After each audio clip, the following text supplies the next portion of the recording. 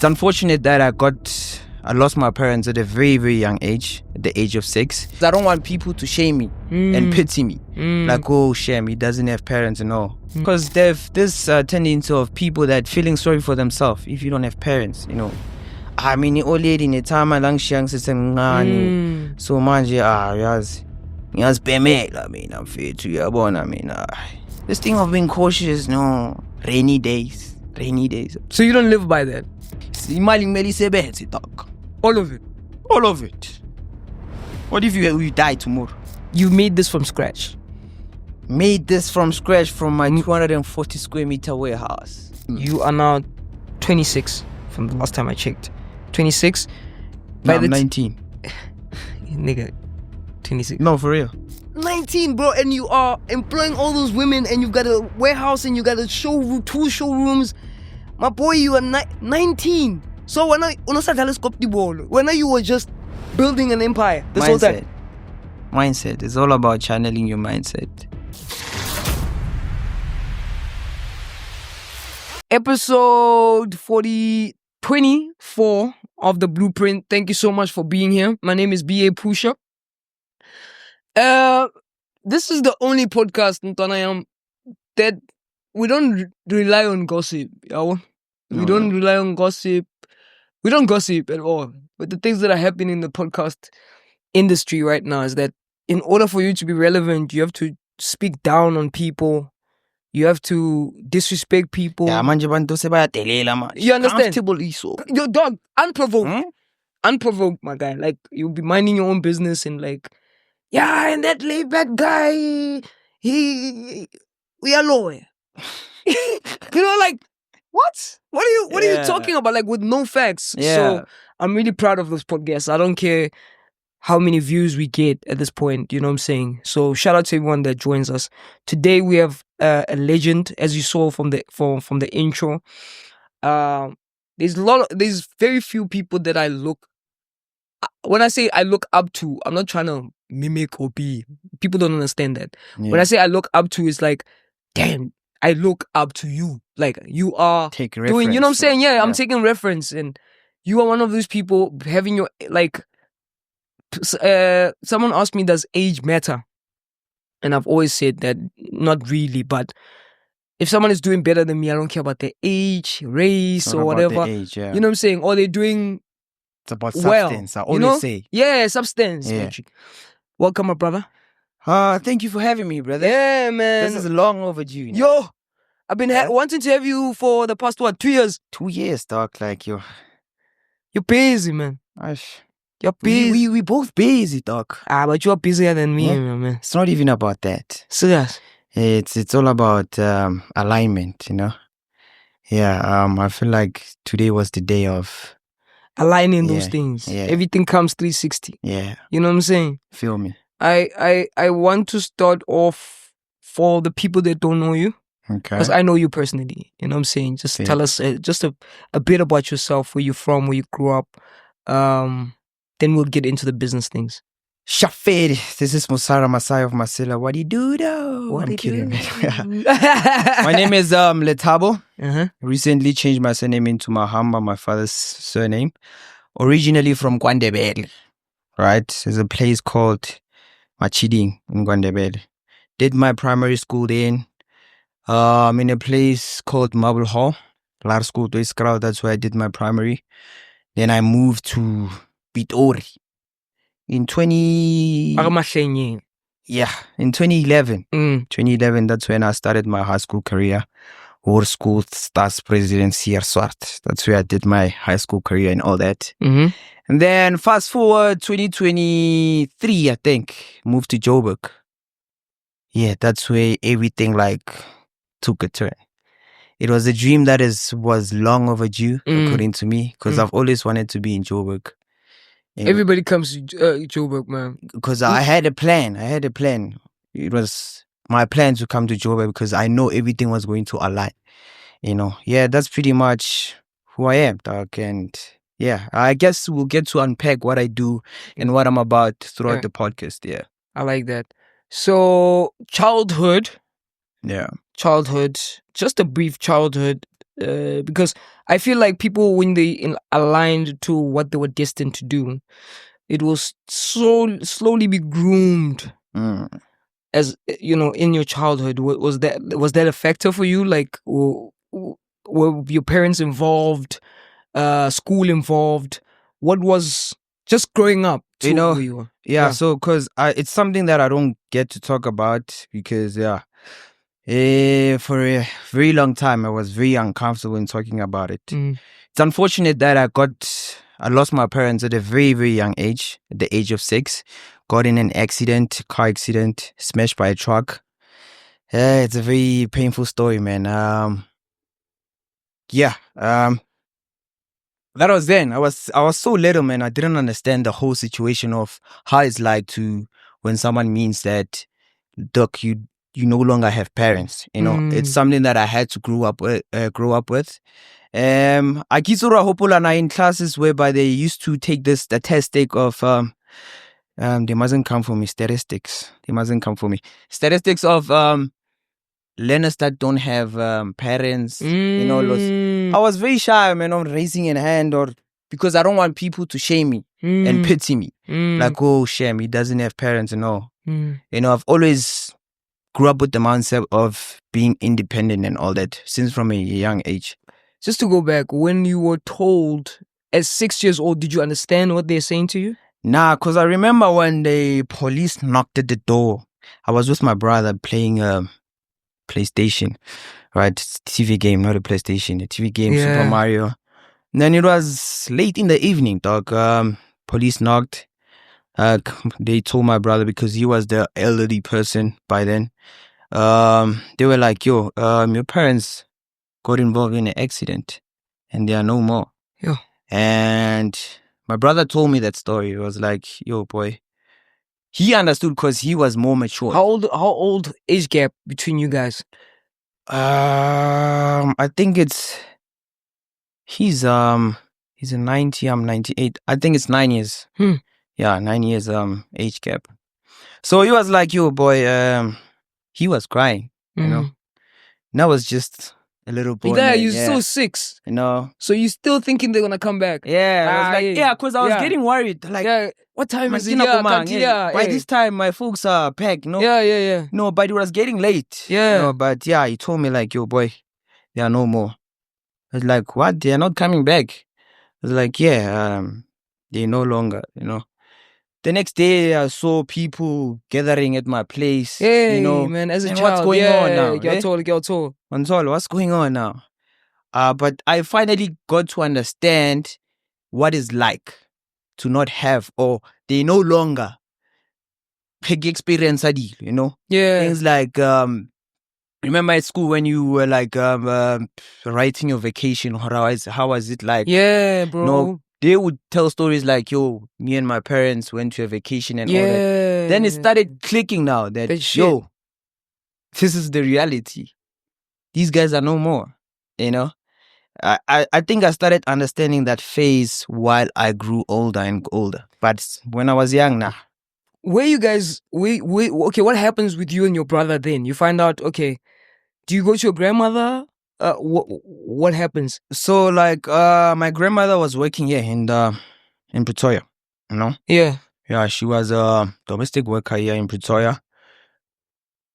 I think they told her first. Yeah. Right? They told her first and then they brought the news to us. And I was just looked after my sibling, which is my brother and them. Right? I didn't stay with my grandmother or not. Yeah. So, yeah, I think my grandmother traveled down to the house the next day or two. Can't really remember. Yeah, that's when I got to reconnect. And she was the person who actually set me down as, look, boy, this is how things are going to be like. You know, your parents are now going to be your angels. You know, just like a little boy, make me understand. You know, yeah, that's pretty much what really went down. Then I feel like someone that ever loses their parents, especially their mother, a friend of mine tells me that person like for real. I wanna not dog. Yeah. I wanna not dog. Yeah. Na pelo ake sweet. You know, I'll tell you for days. Like when I do everything that I do in life now, I just put it my all. I'm not afraid of losing anything. Nah, dog. Like I'm not afraid of losing anything. I've lost almost what matters. You know, I've lost something that was valuable to me, and I don't think that I would lose something as valuable as that ever in my life, and that would put me in a situation like it would shut me down. I'm not afraid of losing anything, dog. I'm not gonna lie to you. Everything that I do, I just do it with my all. Give fuck. You don't care? Nah. Fuck. I don't even have savings. Hey, that's crazy. I'm telling you. So everything goes into the business. I reinvest. That's crazy living, because I used to live like that. Then I went to the hospital. Then I realized I cannot live like that. That's why you should have like the medical aid. Yeah, medical aid and things like that. Yeah, that's why I say I used to live like that, where I was like, medical aid, life cover, nigga. You know, until you need that. Yeah. Until you need, you know what I'm saying? But I used to live like that. I remember that everything used to go back into the business. Let's get into the business. Yeah, but everyone has their own perception of living. Someone would see this, watch this, and see that, no, this guy's living a crazy life. I mean, what if it's what speaks to me? You know? This thing of being cautious, no, rainy days. So you don't live by that? Nah, dog. Imali kumele isebenze, dog. All of it? All of it. What if you die tomorrow? What if you die tomorrow with the chunk of savings? And inflation hits as well. The money that you're keeping is going to be inflated later on. Are you putting it all in business, or business, ledger, and everything else in between? All in business, assets. But also assets, you could die tomorrow. Yeah, but at least my people have something to accumulate money with. Unlike having a chunk of savings and they divide them according to, and then they just misuse it. You are, correct me if I'm wrong. Yeah. You're a fashion designer. Or you're a business owner who's a fashion designer who owns an empire. I'd love to describe myself as a creative. Okay. I don't want to limit myself into the world of fashion, because tomorrow I can wake up with an idea of creating something, a piece like a couch, you know, which is product development. It has nothing to do with. Yeah. Tomorrow I'd have an idea of creating a shoe, you know, things like that. So I don't want to limit myself in the world of fashion, although that's the family that I'm from. My root revolves from the world of fashion. My mother was a knitwear designer. My grandmother was a dressmaker. So yeah. Okay, so you are a creative. Creative, yeah, 100%. Creative in fashion or creative in, you see, it's layered. Like, so you can create anything. That's what you're saying. Because being a creative, is there a limit to creation? Nah, never. I always ask people that come to the podcast one question, right? And I always make a reference to what I heard DJ Zintle saying for years. Yeah. It's like, if you had to wake her up, what do? Sleep. Like deep sleep. Look, I'm a DJ, right? And correct. Because, yeah. Because correct. Now we have so many, like, if you had to wake me up, what do? I'm a dropshipper, right? That's it. If you were to ask Kanye the same thing, what would he say? Back then he would say, I'm a musician. But now? Right now? Yeah, what do you think he would say? We don't know what Kanye does, bro. Like, half the time... It's a creative genius. He's a creator. I want to be known as a creator, dog. I don't want to be categorized as a just like Ricky Rick. How do you categorize Ricky Rick? He did so much. He did so many things, but he was a musician. He was also a fashion icon. 100%. But when you go into what's this?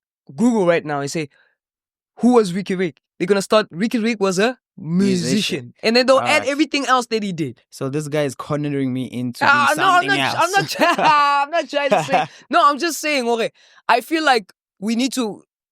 I could be wrong. I'm not right with everything. But I feel like we need to find the core of what we do, and that's why people don't execute in business and fully flesh and become successful, right? Because there's too many layers. By the time that you take all those layers, you could have just dealt with one thing and become a master of that thing and then build it another layer and build it until that thing becomes product engineer in fashion. Did I answer your question? I've never heard that before, but I'll take it. I'll take it. Because I'm very good in craftsmanship, dog. I can tell you what a product. You can give me a sketch of a product, and I'll tell you exactly how to make that product. The type of stitching, the type of cut, and everything. I'm good at that. So I'd say, that. Damn. Okay. You now have a big ass warehouse, bro. Like at your age. Yeah. That is insane, bro. Like you even supply my stuff. By the way, this is the man that supplies my stuff for my clothing line. You also, without mentioning guys, because they're gonna lose their shit, but you supply a lot, if not all, a lot. Some are even afraid of approaching me, but eventually they're gonna. They will, ne? Yeah. A lot of local favorite brands. Yeah. You supply for most of these guys. Yeah. Does that give you ego, Nyana? Not entirely, man. Not entirely, hey? Because you're doing business. Yeah, it's business. Yeah. I understand the game, dog. I've been in the game. I know my position in your part of the business. So not entirely. I don't have that ego, dog. I doubt. Yeah, I think I worded it wrong. Does that have you patting yourself at the back? That's what because dog, not a lot of people can afford rent there. I know your warehouse is. You know what I'm saying? Not that rent alone, and then you've got 2 studios. If I'm mistaken, two other studios where not showrooms, eh? Yeah. You got other 2, bro. Where's your Ferrari? Like, king, like, are you really spending all that money in that? Maybe it's somewhere there. It's not part of my content. Hey, maybe it's somewhere there. It's just I don't post car content. I just want people to know about the business, what I'm about. Yes. Maybe a Porsche is somewhere there. It's just a matter of you having to choose the position that you want to give people. Yeah. So that's what I'm about, man. I've always wanted to be someone that inspires, someone that was once because there's this tendency of people that feeling sorry for themselves if you don't have parents, I mean, old lady in time lang siyang sisengani. So manje ngiyazibhemela mina mfethu uyabona mina. Yabona, they feel sorry for themselves. So I just want to show that people that it's real time. How did you come out of there? Like, were you raised in Kasi? Or was it suburbs, like in Iliing? Where were you raised? It's a mixture of rural areas, Asi, and the city life. Okay. So I had a mixture of everything. Where you grew up? In Machiding, I said it's Kwandebele. Yeah. It's a store, but now it has developed. No, it was still in the stages of being developed and all that, but now it's coming together. Yeah. I'd say now it's developing into a gas. I see. And then that's when I came to Abargin Pitor. Pitor is more of like I lived in a small town. It's Koisli. It's more like a urbanish, gassy, type of environment. The reason why I'm asking this is because when you were hitting puberty as a teen, what you just said, you touched on, like, it was so easy for you to get hooked up with drugs or anything, but you were like, I'm going to go build an empire. Yeah. Right? What type of mindset you need to have or what type of mindset you had to push you to that direction? How would I describe that, man? I think I'm built different, because I've had that mindset from an early age. I don't know. Maybe it's the type of background I've been raised at. My parents are very strict. Hey, dimension never sharp about you. Like, yo, they will give you like a big ass whip. Yeah. I remember one of these 2 fingers. So how I stopped sucking my fingers is that my mother used to put a bandage on my 2 fingers. And then once I removed that bandage, It's done. hey, dog. Yeah. That already not sharp, Yeah. you know? So yeah, I think it comes with discipline. You know, my parents taught me discipline since a very young age, and I carried that. Yeah. In my way of living. You know, people talk about puberty and but I don't think I've went through that, man. Nah? I know. That is crazy, bro. Listen, I am watching this podcast right now. I am 35 minutes in. I'm like, okay, I've always wanted to have a clothing brand. Yeah. This guy is stylish and so shiny, 3-second thing there, please show this outfit is crazy, where like your style is on another level, right? Appreciate it. You made this from scratch. Made this from scratch from my 240 square meter warehouse. Come on! Get it! Yeah. No, wait. You must know. Yeah. It's not for You must bragging, know. it's for inspiration. Yeah, of course. Even if you brag here, man, people, we don't care. We don't have I want to foster this we don't thing have of, softies here, you know, bro. I want to foster this for someone out there too. I want to inspire people to make their own clothes. Don't just sit I was about to come there. Yeah, don't just sit there in your laptop and design. Yo, I have a dope ass design and sending it to the Chinese. You need to learn how to make clothes and understand the process of making clothes, so that when you send those stuff from other people, external factors, you can account to what you are talking about. You know, you can't say I want my collar like this, but you can't make that collar like this. Now, if I tell you that I want my collar like this, sitting like, you can't tell me that it's impossible. I've done it in my studio. I've tested it. You know, you need to account for your own shit. Damn. Okay. Let's account, right? I am sitting, I'm watching this podcast. Yeah. I want to start. I've got drawings that I did it on CorelDRAW, or I've done it on whatever, right? And how do I now send it to you? And I don't know the dimensions. Hey, they like Okay. I know you want, and I don't know. I'm just a kid. What do I do if I want my design to come out so I can sell it? I'm not gonna answer you this in a way that you want me to answer you. Okay, please. I'm gonna ask you, what is your intention with this whole thing that you're initiating? My intention is to sell. Do you wanna grow, or do you wanna just make an extra buck? Let's say at that time I'm still 17 or 18. I don't know. You don't know. I don't know. But I want a clothing brand. You want the clothing brand. That's all I want. I don't know you gotta know, dog. You gotta know how far you wanna take. I'm 17, I'm 18, bro. This thing of starting a clothing line, I've always thought about it. So it's a passion. Let's say it's a passion. It's a passion. Obviously, you don't have the capital, man. Right. You have your designs laid out and everything. All right. I think the first thing to do, it's find a manufacturer that you're gonna build a relationship with, and that's willing to grow with you. All right. And where do I find them? There's plenty of them around Joburg. Pretoria, not so much. Even online, but it's advisable just to visit one and feel the environment and all that. And I would advise you to do the fabric sourcing and everything for yourself. Don't just give everything to the supplier. All right? You're gonna grow up clueless. The struggle of finding the material and sourcing everything, it's gonna teach you. It's part of the journey of having to understand the whole game, you know? And yeah, taking accountability that I was talking about.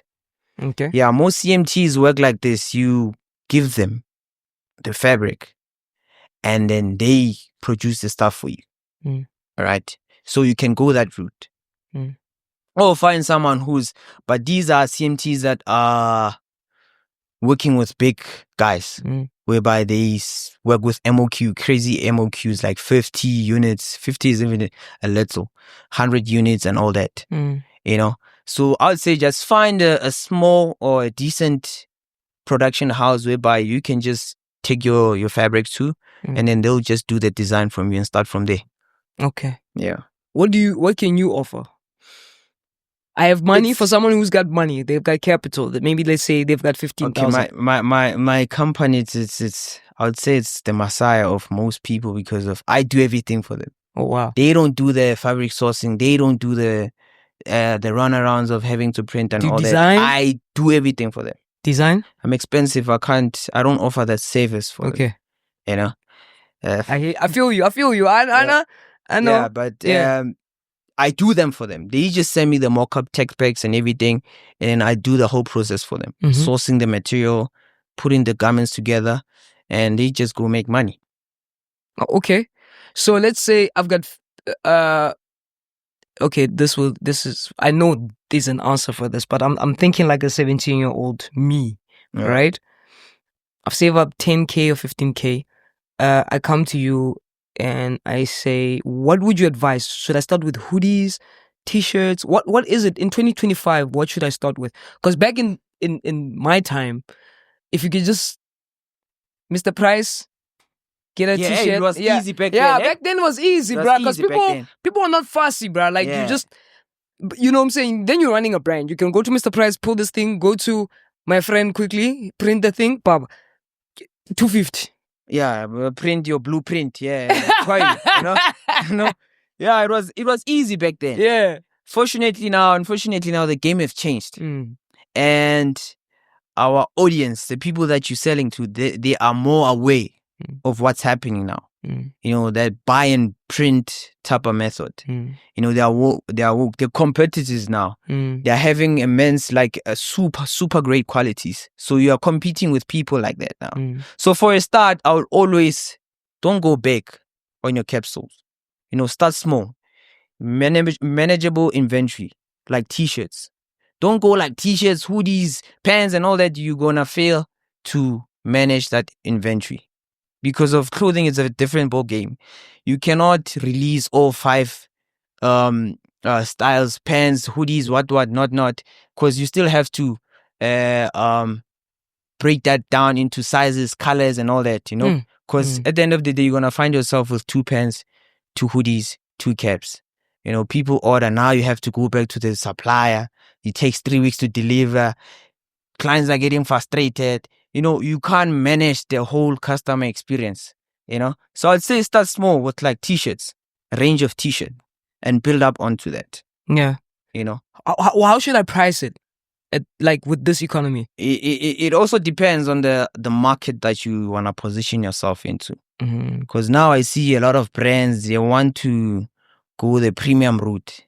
What the presentation says, you know, it's not speaking that. It speaks local brand. Yeah. You know, you buy and print. From the packaging, from the type of stitching and everything. And there's a lot of brands, even big brands, popular ones, that has numbers. You know, they're pricing their stuff ridiculously. Yeah, like what?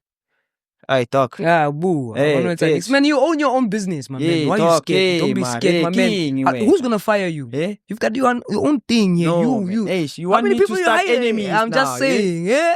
Man, there's a lot of ones. Yeah. You know, they're very popular. How many people you employ, dog? And then, dog, I went to your factory there. Hey, this guy, my man. He's got everyone's aunt and mother. Like, he only works with women, bro. Like, and they're on the ball, bro. Like, you can see they're happy there, bro. I'm like, I've never seen people happy at the...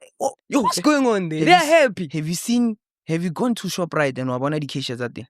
They're always sad, dog. That's what I'm saying. What's going on there by you, my man? They're happy. I went there to get my stuff. When I'm like, you guys are happy to be at work. Yeah, man. I was fortunate enough, and it's quite humbling. You know, it's not just everyone who can just leave the opportunity, because some of them that are working with me, they left some companies, like legitimate companies, to work with me because of the way I treat my people. Your client, yeah, the way we handle things and all that. I was fortunate to have people like that. It's just yeah, man. I don't know how to explain it, man, but you're blessed, bro. Yeah, you got a lot of machines in there. Like, bro, I don't want to lie, bro. Like, what you have built is super crazy. It's like walking into where they make Edgar's clothing. You know what I'm saying? Like, if you had to, King Escom, it's not that big, but it's like those guys are heavy. I know they're heavy, but for you, my man, like, I feel like that's where you're going. You know what I'm saying? That's like, where I wanna go, dog. Exactly. I think that's where you're going. And the thing about you, everything is rapid. It's one thing after. Like, you don't stay in a stank black now. You always. Yeah, constant improvement. Like, you're never comfortable, bro. You need to procure. I always say, like, if you don't procure, yeah. You know what is means? procure? I know what masip. Yeah. No, like, I mean, do you know what I mean about procuring? Bro, what is this? But now you're putting them on now, yeah? Okay, alright, my bad. Not here for that, dog, man. Yeah, it's too much, boy. Thank you, appreciate it. Too much. Procuring. Yeah. I always say that you need to procure, dog. Like, you, as a person, you need to procure. Yeah. If you don't procure, you're going to always be the spap nut. No one wants to take you serious. No one wants to associate you with yourself, with you, if you don't have something going on. Procurement is something. How I see procurement is having to procure something, like my gigs, if you are into the music industry, and my space, like the textile industry, it's getting tenders and all that. Something, the process of getting something, acquiring something. You always have to be, as a man. I always urge that. It's brutal, so you need to procure and have substance. Now, okay, so now that you have come to the level that you're in, right? Now you're producing, like, no one needs to go, because I always get people saying, where do I get the Nike material for t-shirts? Which are these ones? People actually don't like. I actually understand these. Okay, there's another gram that comes after this. Yeah. But because I understood my audience and I understand what they can afford, I can go higher than that, right? Yeah. Cool. So, are you saying now that we can now start manufacturing all the things that you can see on Temu that people are running? Because there is a backlash where the fashion designers in South Africa are trying to stop Temu and Shein from selling the goods. It's killing the game, dog. I was about to say, are you affected? It does affect us. Because on Temu, the t-shirts that I'm selling, you can get it for like crazy amount. 56 rand. You get what I mean? And you'll be tempted in buying that because of, you think it's quality, because of how they advertise present them. Yes. You think it's quality, the editing and everything. It makes it look like it's a great quality until you get to feel them. It's really affecting us in a way that, because of now, I have like on my website, I do have a portal whereby you can register as a reseller and sell my t-shirt. You get that? Did you hear that, guys? Did you hear that? So you can, there's another business that you can actually start if you're sitting moving, there. Hey? Yeah, they're moving. These t-shirts are moving, guys. There we go. They plugged you. So if you sell. Yeah, exactly. If you don't have anything to do, you can become a retailer. Is it affiliate or you just get it? Or how does it work? Just advertise and get orders. I'll send the stuff to you. You distribute them. Finish and yeah, and you get a percentage. Sit at your home and advertise. It's easy. Amazing. Okay. Sorry. As I was saying, dog. Guys sitting at home, they buy stuff from Shein and all that, whereby you could be out at home, starting your own business, manufacturing these things and selling and creating more jobs. You feel me? So it affects us in that way, because people are no longer supporting local designers. Shein and Temu are replicating these designers' designs, putting them on a cheap pricing. no one is buying into local designers. Mm. No one wants to support. People are losing their jobs because of designers no longer get the support that they were getting. Textile mills are closing down because of local brands are shipping their stuff from China and bringing them here. How do you pride yourself in saying that my brand is from South Africa, but you importing a bunch of Chinese stuff and dumping them here? Why don't you open up factories here? I mean, guys, you cannot rely on Chinese on everything. You skipper. Couple toothpick. Yeah. Do you really think our people are unskilled to that level that they cannot produce t-shirts? Why can't we import at least the material and do the production this side? Why can't we do that? And there's enough people that went to school for that. Exactly. And we can create a lot of job opportunities. The game is big enough for almost every one of us. Do you think they should shut down Temu and Shein? What do you think should happen? Look, man, it's really up to the consumers. Who's going to shut down Temu and Shein? The government. That's what they're fighting for. And funny thing, why is it hard for us to ship our stuff outside South Africa? I was about to say, coming to that. You see? Coming to that. But for Temu and Shein, it's so simple to get their stuff in here. Yeah, I'm just merging them together Shimu, now. I like that. Yeah? For Shimu. I like that. One person that has managed to do that is one of your friends, I'm guessing, or your mentor or whatever, is Amakros. I respect that bro, man. Because every single product that he does is done in South Africa. From sourcing of the raw material of making the textile. He doesn't buy material. He makes his own textile. That's crazy. He does his own production. Shit. Fucking genius, dog. Fucking genius. So there's like him I'm looking and at the muscle. Yeah, Tepo genius. Yeah. Dang. I respect those bros. Nah? A lot, dog. I think in the game, those are the people that What happened to talking about Tepo jeans? I want to ask you this question, eh? Remember Skinny's Boo? Yeah. The guy with the socks. Yeah. You know him, nah? I know the bro.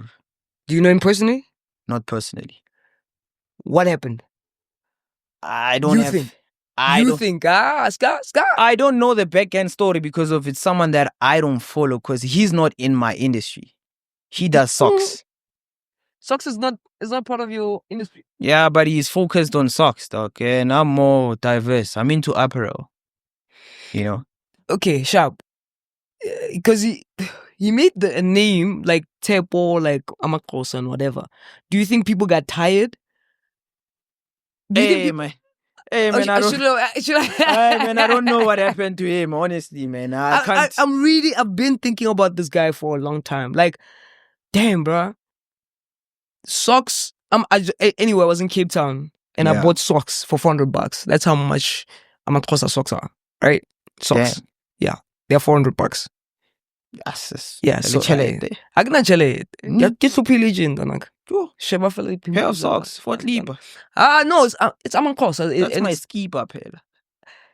I was about to say, I also buy your stuff. So why aren't you complaining about your stuff? Because your stuff is not cheap, right? But what I was saying is that I was thinking about him and I was like, yeah. Can we maintain South African brands for a very long time? Like, can we reach a 10-year mark? Because Amakosa hasn't reached a 10-year mark. I could be wrong. The only 10-year we've had is Batu. I could be wrong. No. We haven't reached. Matlosa has been, dog. It's been, eh? Matlosa is older than Batu. Yeah, that's true. Yeah, no. Okay, besides the big names, let's go to the local ones, the small names. Can we reach beyond and still make the numbers that you're still making, if you are? I think they don't. They don't maintain or stay long enough to reach that 10-year. I think the biggest problem in that is that these people, That's the question that I'll ask you. If you come here as a 17-year-old and trying to make a brand, I would ask you your intentions about your brand. So most people start their brand to just make an extra buck. Or be a pusher as a brand. Oh, Galaxy Boy is popping. I can also do the things. You know, they don't know the back end story. You know, you don't know my back end story. I'll tell you for sure, my brand is not gonna die anytime now. Because from the get-go, I knew that I'm building a value chain. The money that I was making, dog, I used to make crazy amount with the brand. You know, because I knew that at the end of the day, I want to build a solid value chain for the brand. I don't want to rely on any external factors like Chinese and all that. You know, it fades out quickly, and I like to believe that it devalues the value your clothes has. Because let me tell you a story. What do you think happens to your clothes that you manufacture in China that are rejects? They go to the pump and dump, which is the bales. And then what happens to them? They go sell them in Africa. And then what happens to your brand? Do you think the guys that are selling your stuff in small street are really fake stuff? Nope. That's what I'm saying. Now these guys, oh shit! These guys, say that again. I missed. You're not getting it. No, now I get. Now, so you might say that it's fake, but it's not really fake because it's the same material, same everything. It's just a minor defect. They say they. Do you think as a factory I would dump everything and make a loss? Dog. So you send that shit to small street? These things, they distribute them, dog. That's why I kept on telling these small-minded nigga that these are reps. They're not fakes. No. These are reps. Not fakes. Arguing with someone, I got down with la salary. Hey. Manes. Yes. Oh, ay, halita ajua. Hey, muna, nakikaka original. Oh, man, hey. We're talking facts here. Real time. My bro, we're an hour in. I need you to give me. I forgot the point that I was trying to make. Shit, sorry, man. I even forgot, man. Let's move on. Yeah, sorry. No, make that point. Let's remember. I forgot what was I on about, dog. No, we're talking. Yes, I forgot too. Yeah, I see. You see, these guys are looking at us like, you don't. God damn! But you hit me with that, like, oh, okay. And mind you, you made 500 skippers. Hey, when they get here, or when you find something wrong about it, you say, nah, it's the whole order is wrong. I need a new one. They down to 500 skippers. Think about it. And then when they sell it in that market, it's not even a black market, because dog, I just want to make my money back. Yeah. Even if I break even. As long as I account for that loss. It's business. And most of these big brands, they just do business. It's business, dog. And why are you trusting Chinese guys with everything? Because you're sending them everything. You're labeling and everything. Yeah. They have the blueprint. They know the stitch count and everything. They do. That's why I say. Yeah. So, someone was saying, yeah, if you're getting iPhones that you guys are selling from China, they're fake. I'm like, you dumb motherfucker. Right? What do you mean they're fake? So you want them to go to California first so they can put them in a box? They want the box. They want the box, my G. Yeah, okay. I need you to break it down. Nah? You are now 26 from the last time I checked. 26. No, I'm 19. Nigga, 26. No, for real. So you're fucking with me? I fuck with everyone.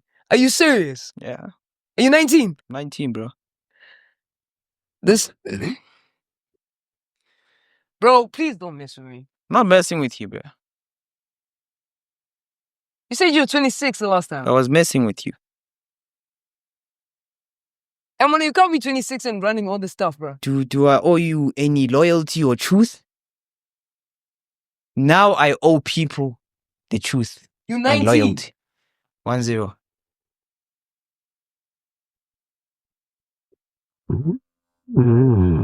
Yeah.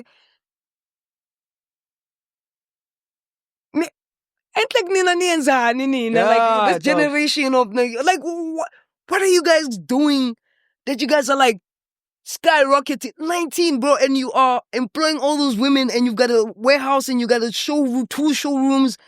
My boy, you are 19. So when you were just building an empire this whole time.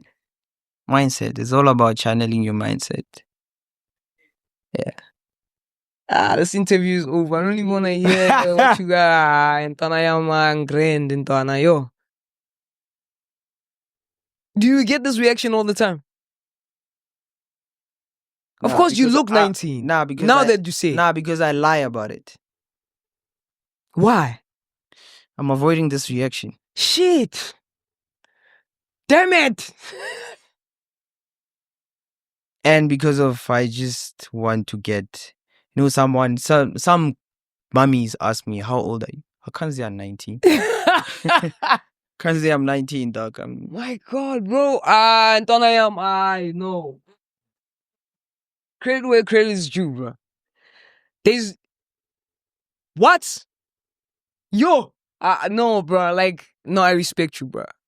It's I respect you. I respect you, bro. I'm almost 40.